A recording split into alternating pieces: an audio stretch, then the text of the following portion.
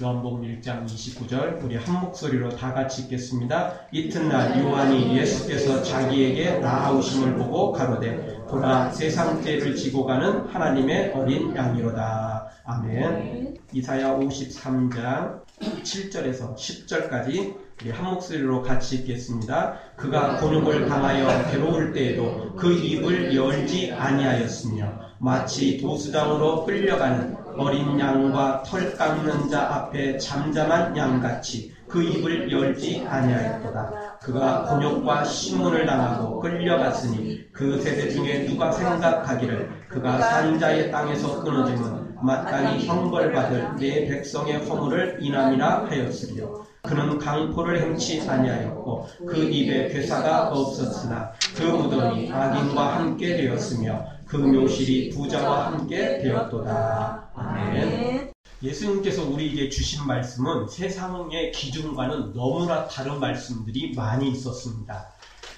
역설적인 가르침이라고 할 수 있는데요. 예를 들어서 마태복음 23장 11절 이하에 보면 너희 중에 큰 자는 너희를 섬기는 자가 되어야 하리라 이렇게 말씀하십니다. 또 누구든지 자기를 높이는 자는 낮아지고 자기를 낮추는 자는 높아지리라 이렇게 말씀하십니다.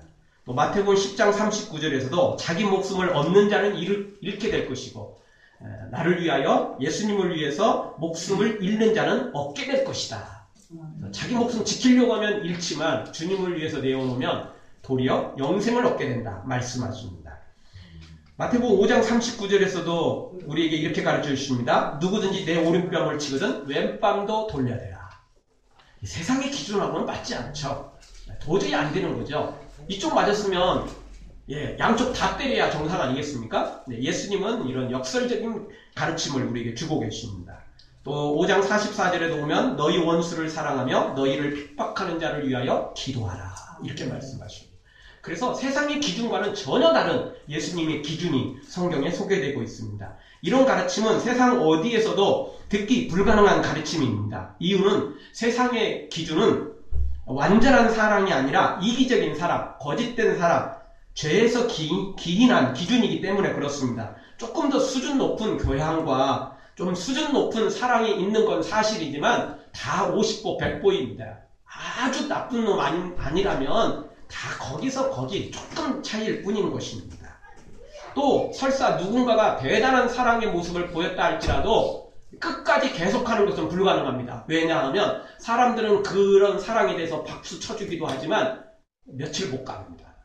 며칠 못 가서 그 사람은 잊어버리게 되죠. 그럼 그 사람은 배신감을 느끼게 되고 그 뒤로는 나도 그냥 평범하게 살래 이렇게 돼버리는 거죠.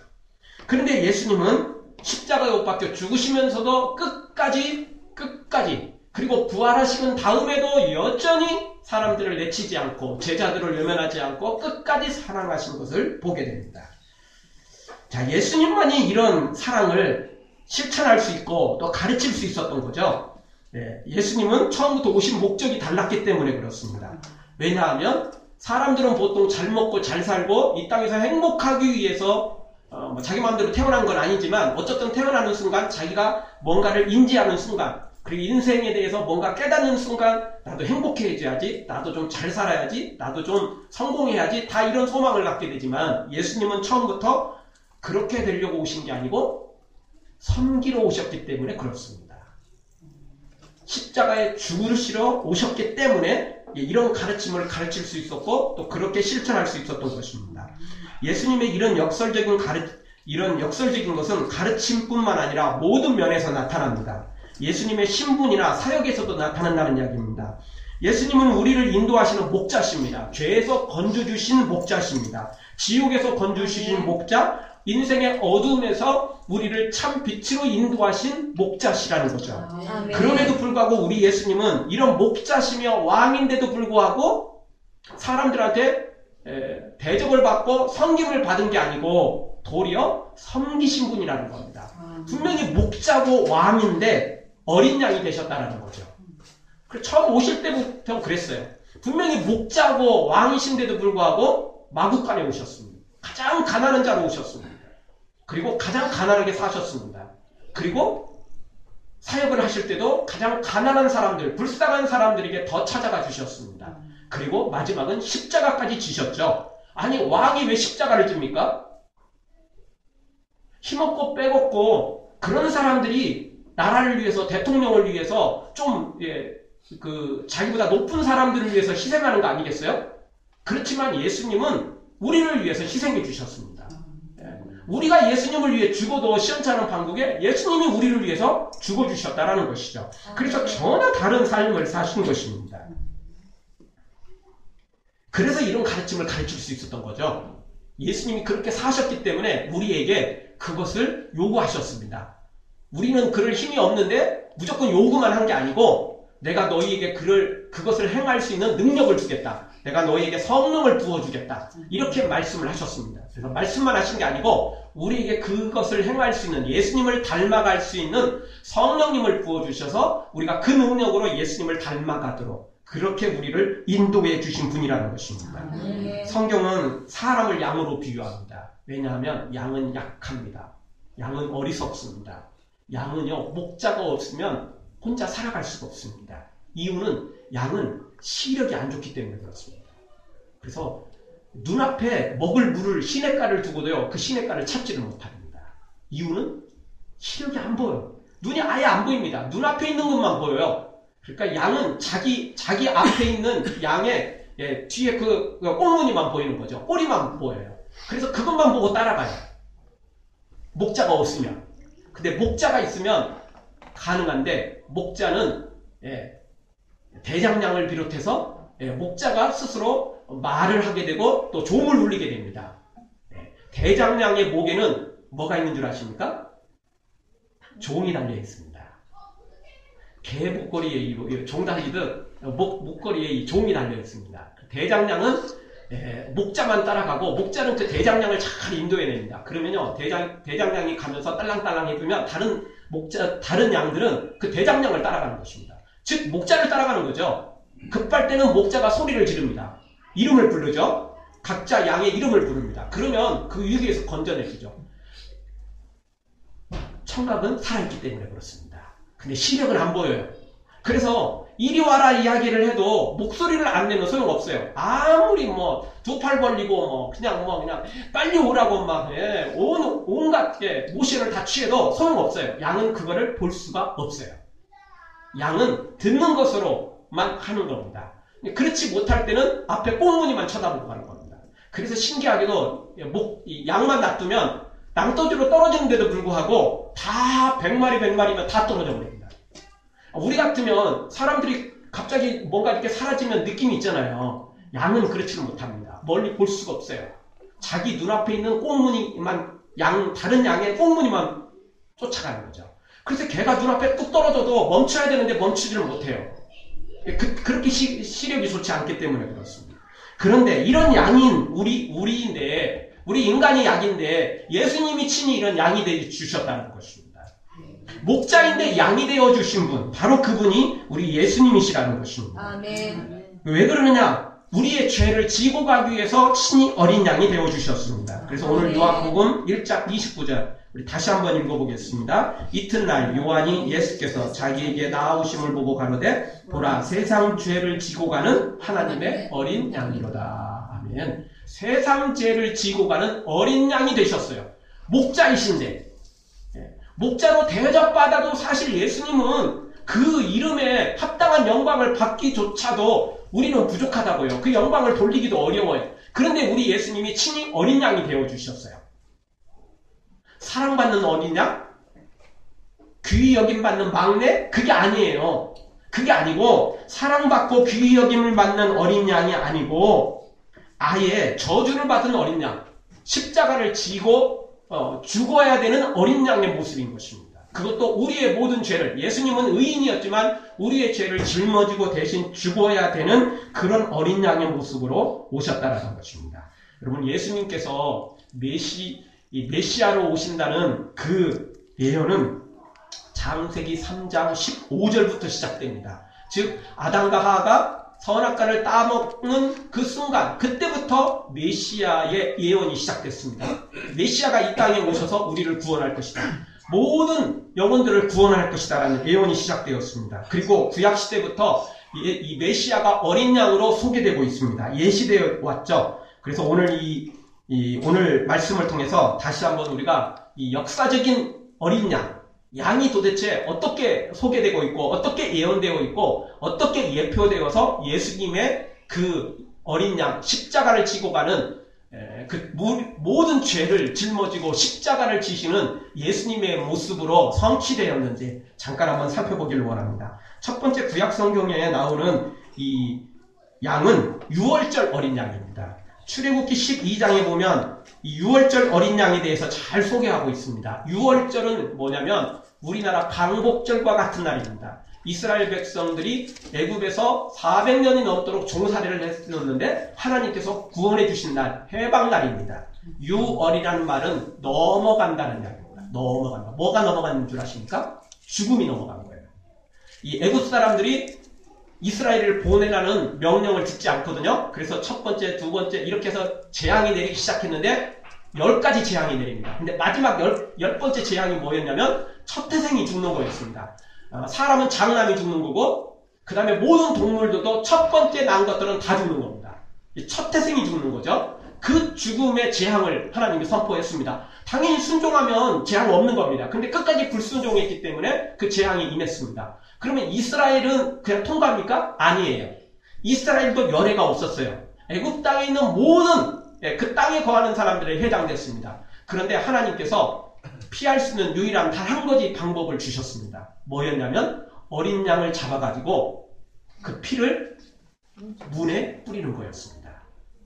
좌우 문설주에 위에 있는 기둥에 그 위쪽에 옆에 있는 기둥에 다 그 어린 양의 피를 뿌리는 거였습니다. 그리고 그 어린 양을 먹으면서 쓴나물과 쓴 것들을 같이 이렇게 먹어야만 됐던 거죠. 특별히 그 피를 보고 넘어간다고 하셨습니다. 어린 양의 그 피를 보고 죽음의 사자가 넘어가는 겁니다. 그래서 그것을 행한 이스라엘 백성들이라 할지라도 어린 양을 잡지 않고 피를 뿌리지 않는 집은 죽은 거죠. 그 피를 뿌려야만 됐던 거죠. 그게 바로 유월절 어린 양이었습니다. 그런데 예수님의 모습이 바로 그 유월절 어린 양이라는 겁니다. 고린도전서 5장 7절에 보면 유월절 양 곧 그리스도께서 희생이 되셨느니라. 유월절 양 그리스도께서 희생을 당하셨다는 겁니다. 그래서 예수님의 십자가 그 피를 뿌릴 때에 우리가 그 예수님의 보혈을 덧입을 때에 우리가 구원받을 수 있는 것입니다. 아멘. 마지막 백보자 심판이 우리에게서 지나가는 겁니다. 죽음과 아멘. 지옥, 저주의 그 심판이 넘어가는 겁니다. 아멘. 그렇지 않으면 절대 우리가 그걸 통과할 수가 없어요. 딱 걸리게 되어 있습니다. 제대로 걸리게 되어 있어요. 빠져나갈 구멍 없습니다. 앞도, 옆도, 뒤도, 위도, 아래도 빠져나갈 길 없어요. 십자가의 보혈 외에는 다른 길이 없는 것입니다. 아멘. 그래서 오늘 성경에 다시 한번 우리가 하나님이 예수님께서 세상죄를 지고 가는 어린 양은 바로 유월절 어린 양으로 이미 그렇게 예시되었고 예수님이 또 그 길을 걸어가신 것입니다. 유월절 양이 죽음으로 인해서 모두가 살아난 겁니다. 그 유월절 그 어린 양은 그러면 그냥 아무 양이나 잡으면 되냐? 실제로는 예수님의 십자가 때문에 그때가 효력이 있었던 거예요. 예수님의 십자가의 죽으심이 없었다면 구약의 유월절 어린 양은 아무런 의미가 없어요. 여러분 구약 사람들은 어떻게 해서 구원받았습니까? 율법을 행함으로 구원받았나요? 아닙니다. 예수님은 구약 사람들은 오실 예수님을 바라보고 구원을 받은 겁니다. 아멘. 그 구약의 제사가 예수님 때문에 효력이 있는 것입니다. 아멘. 그것은 마치 수표와 같습니다. 여러분 수표가 그게 실제로 돈은 아닙니다. 그렇죠? 또 돈도 마찬가지입니다. 우리가 가지고 있는 돈조차도 그게 한국은행에서 발행을 하는데 우리나라가 부도가 났다. 그러면 그 돈이 무슨 소용이 있죠? 종이 조각에 불과한 겁니다. 수표도 똑같습니다. 자기야 수표, 가계 수표, 그걸 발행한 곳에서 은행이나 개인이나 어떤 단체나 여기에서 부도가 나면 어떻게 되죠? 종이 조각이 돼버리는 겁니다. 그 돈 자체가 효력이 있는 게, 수표 자체가 효력이 있는 게 아니고 그것이 효력을 발휘하기 위해서는 은행에서 그걸 제대로 부도 안 나고 제대로 갖고 있어야 돼요. 나라가 튼튼해야 돼요. 구약의 제사는 제사 자체에 효력이 있는 게 아니고 그것은 마치 수표와 같고 예수님의 십자가 때문에 구약의 제사가 효력이 있었던 거죠. 아멘. 십자가가 없었으면 구약의 제사는 수표 종이 조각에 불과한 거예요. 아무런 의미가 없는 것입니다.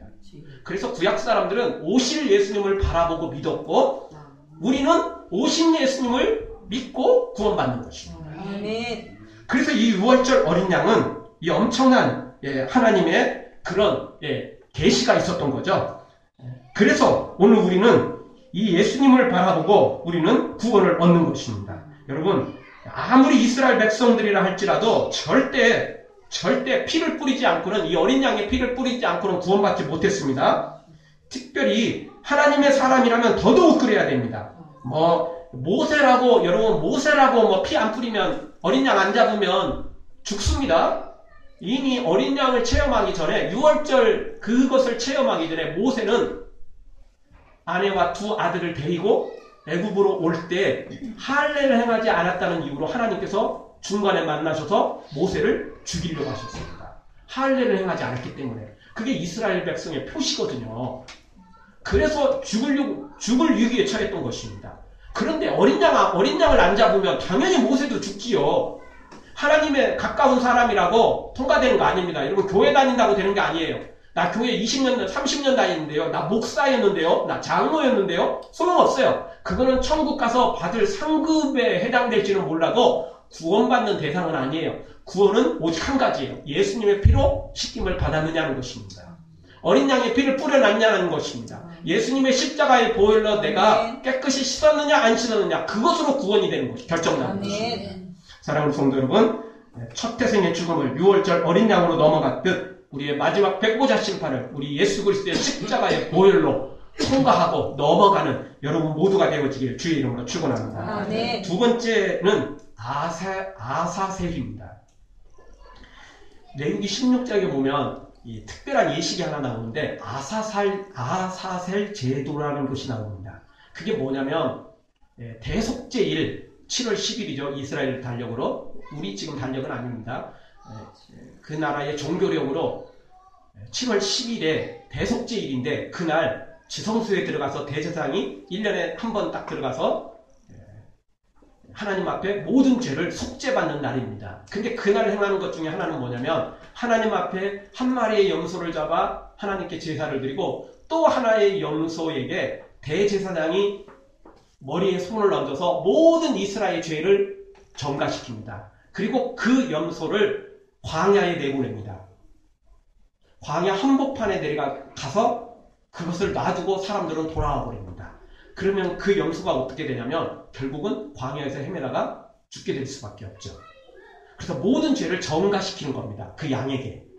구약의 제사도 마찬가지입니다. 구약의 제사할 때 그냥 양만 잡고 소만 잡고 염소만 잡는 게 아니고, 자, 죄진 사람이, 제사를 하는 사람이 가서 제일 먼저 머리에다가 손을 얹어 자기의 죄를 그 양에게, 염소에게, 소에게 전가시킵니다.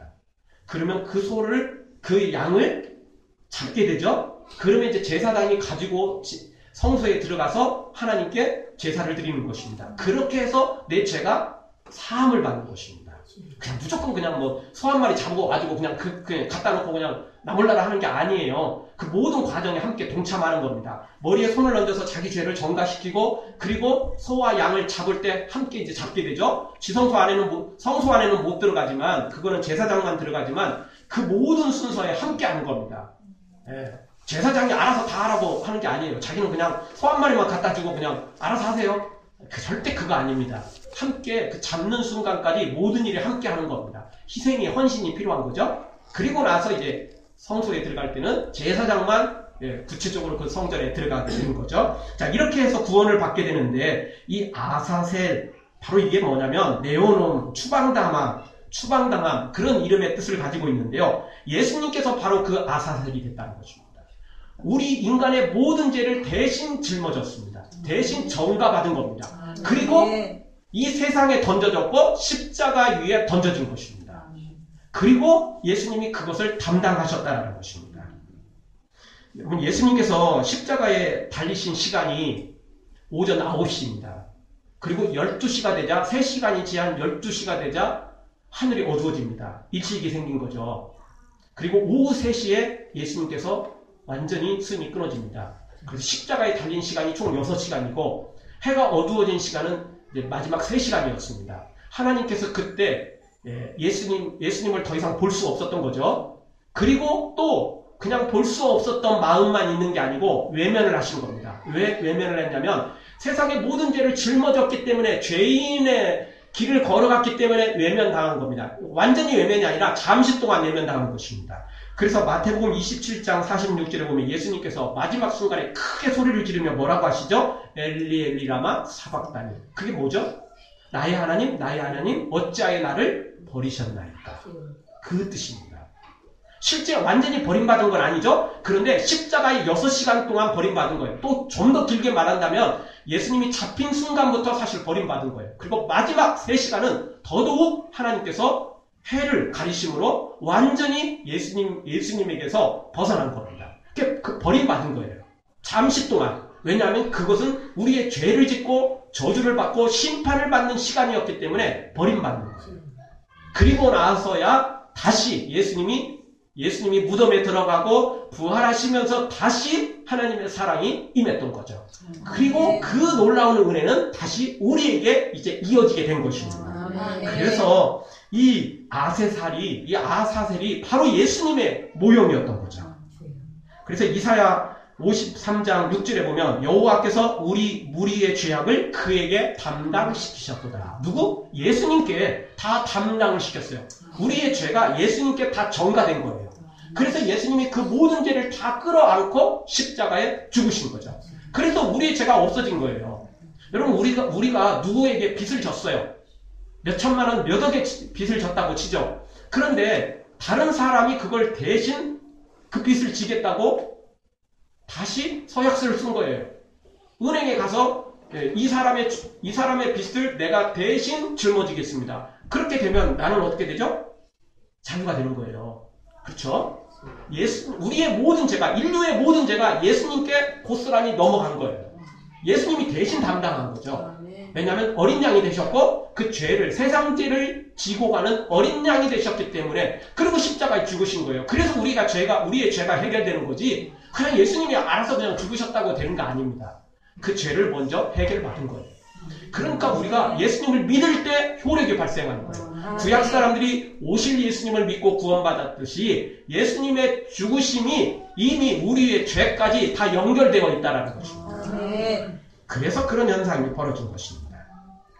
사랑하는 성도 여러분, 우리의 모든 죄를 대신 짊어지고 광야에 나가 죽으신 그 예수님의 모습, 십자가에서 죽으신 그 예수님의 모습을 통해서 우리의 죄가 다 해방받고 다 사해졌듯이 이 좋으신 예수님을 다시 한번 깊이 묵상하며 그 예수님께 감사와 찬양과 경배를 드리기를 주의 이름으로 축원합니다. 마지막 세 번째로 예수님의 모습은 도수장으로 끌려가는 어린 양의 모습으로 나타납니다.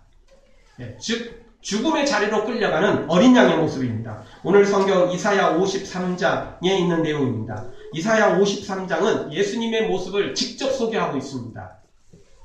방금 우리가 살펴본 아사셀이나 6월절 어린 양은 예표로만 소개되고 있지만 이사야 53장은 아예 메시아의 오심에 대해서 소개해주고 있습니다.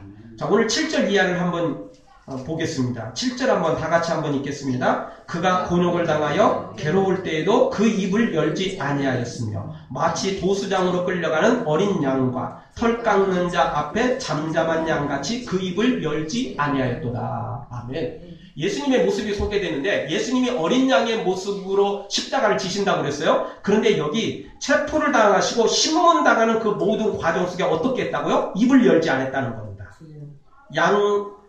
털 깎는 자 앞에 있는 잠잠한 양같이 그 입을 열지 않았다는 것입니다. 예수님이 체포되어 십자가를 지시는 모든 과정 속에서 예수님이 거의 말씀을 안 하셨어요.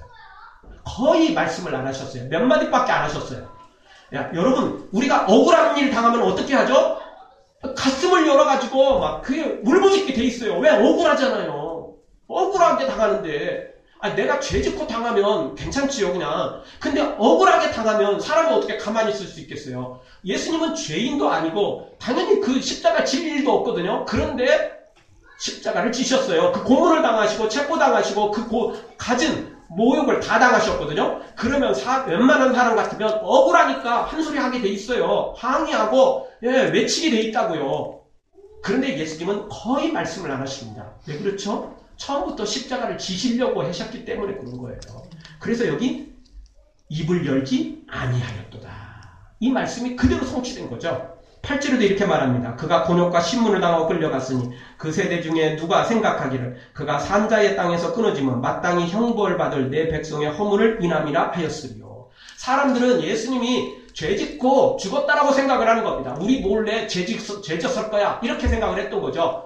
대부분의 사람들이 예수님에 대해서 다 설교를 들었고 죽은 자를 살리고 병든 자를 일으키고 예수님의 놀라운 기적에 대해서 다 한 번쯤은 들어봤고 소문은 뭐 두말할 것도 없고 눈으로 대부분 다 확인을 했어요. 왜? 예수님이 3년 동안 유대 땅을 다 돌아다니셨거든요. 그러니까 안 본 사람이 없어요. 안 본 사람이 없다고요. 그래서 다 알고 있는 거예요. 다 혜택 받았어요. 어떻게든 친척이든 자기 가족이든 친구이든 다 족보 따져보면 해당 안 되는 사람이 단 한 사람도 없었을 것입니다. 왜냐하면 엄청난 병자들이 나음을 입었고 죽었다가 살아나는 사람도 있었고 엄청난 기적들을 많이 체험했기 때문에 다 한 번쯤은 경험을 했다고요. 직간접적으로. 그런데 이 사람들이 예수님이 십자가에 죽을 때 그들은 뭐라고 생각했냐면 우리 몰래 또 죄졌을 거야 이렇게 말한 거죠. 그러니까 제사장들이 종교 지도자들이 예수님을 죽였겠지. 저 사람들은 우리보다 더 믿음도 좋은데 괜히 그랬겠어? 이렇게 된 거죠. 예수님이 억울함을 다 당하셨다는 겁니다. 사람이 이렇게 억울하면 미쳐버릴 텐데 예수님은 그냥 그걸 고스란히 다 당하셨어요. 억울하게 힘없어서 당하신 게 아니에요. 그래서 예수님이 십자가를 지실 때도 그랬어요. 12명도 되는 천사를 불러서 모두를 다 죽일 수도 있고 심판할 수도 있다고 그랬어요. 그런데 그렇게 하지 않는 이유는 뭐죠? 예수님이 처음부터 죽으시려고 오셨고 십자가를 지셔야만 우리의 죄가 용서받기 때문에 어린 양으로 오셨기 때문에 그런 거예요. 그래서 그냥 묵묵히 당하신 거예요. 죄가 없으시면 우리 죄를 짊어졌으니까 책임을 지신 거예요. 우리를 너무 사랑하시니까. 사랑하시니까 대신 책임을 진 거죠. 예수님이 십자가 버려버리고 내려놓으면 어떻게 되죠? 우리는 영원히 구원받을 수 없게 되는 거죠. 그래서 십자가를 이렇게 지신 것이라는 것입니다. 베드로전서 1장 19절에 보면 오직 흠 없고 점 없는 어린 양 같은 그리스도의 보배로운 피로 한 것이니라. 점도 없고 죄도 없고 흠도 없는 예수님의 보혈로 우리의 죄가 다 사해졌다는 것입니다. 그래서 예수님의 이 어린 양 대신 그래서 십자가의 죽으심 이것 때문에 우리가 구원받게 된 것입니다. 사랑하는 성도 여러분, 지금까지 살펴본 것처럼 우리 예수님은 구약에 예언된 대로 6월절 어린 양의 그 피로 백성이 구원받았듯 그리고 모든 죄를 짊어지고 광야에 방황하다가 죽은 것처럼 그렇게 고난을 이 광야 같은 이 세상에 내려오셨고 그것도 마국간에 그것도 가난하게 그것도 고문을 당하시고 십자가의 형틀을 지시고 죄인처럼 의인이었지만 죄인처럼 형틀을 지시고 십자가에 죽으신 예수님 그리고 그 죄를 지면서도 그 억울함을 당하면서도 말 한마디 항의하지 않고 우리를 사랑해서 고스란히 기쁨으로 감사함으로 그 일을 담당하셨던 예수님의 모습을 우리가 다시 한번 깊이 묵상하면서 우리를 위해서 십자가에 죽으신 예수님 어린 양처럼 잠잠히 묵묵히 그 십자가를 지신 예수님을 바라보면서 오늘 우리도 어떤 고난이 있어도 어떤 어려운 일이 있어도 나에게 주신 나의 십자가를 지고 나를 부인하고 나에게 주신 십자가를 지고 끝까지 예수님을 따라가서 천국에 이르고 천국 가서도 큰 상급을 받아 누리는 여러분 모두가 되어지길 주의 이름으로 축원합니다. 기도하겠습니다. 성소를 한번